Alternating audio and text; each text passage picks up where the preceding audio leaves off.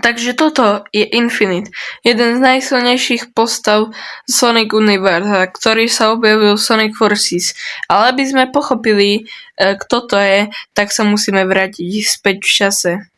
Takže kedysi Infinite bol vlastne taký líder skupiny Jackal Squad a oni napadli Eggmanovú základňu, kde vlastne, ale to bola tá základňa, kde vlastne Eggman mal toho Phantom Ruby a Infinite vlastne to s tým svojím mešom buchol do Phantom Ruby a potom vlastne mu Eggman na to nabiedol na to jedno, že vlastne mu pomôže, ale no a všetci mu hovorili, že to je blbý nápad, ale ako vidíte,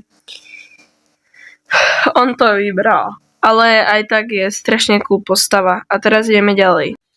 Ale ešte predtým, ak ste si mysleli, že vlastne to je všetko o jeho minulosti, tak predtým, než mu dal to prototyp Phantom Ruby, no tak on mal strieť taký safe. No a Shadow tam vlastne chcel sa dostať do toho safeu a vlastne ako vidíte, tu na ten Shadow ho tu zničil.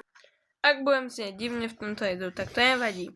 A potom ho vlastne Shadow nazve, že slabý a že nemá už nikdy ukázať svoju tvár.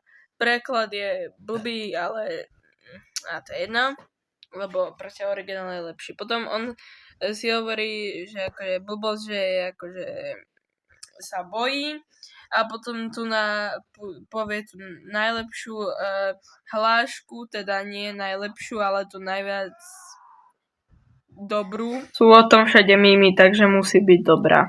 Tá hláška sa volá I am not weak, ale ideme ďalej.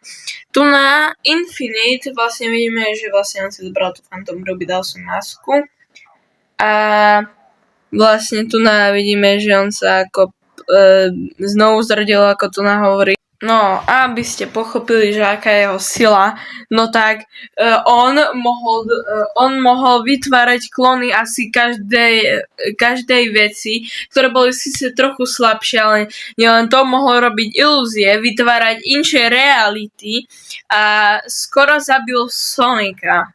Áno, skoro zabil Sonika. No a aby sme pochopili, no tak Infinite proste jediný dôvod, prečo zostala proste vojna, tak je to len kvôli tomu, že Infinite sa nasral na to, že Shadow ho zbil. No Shadow môže za to. No a ak chcete vedieť viac ako takýchto videí, no tak môžete dať dole ten like, veľmi mi to pomôže a dajte odber. Uvidíme sa možno na streame, v ďalšom shorte alebo videu. Tak zatiaľ.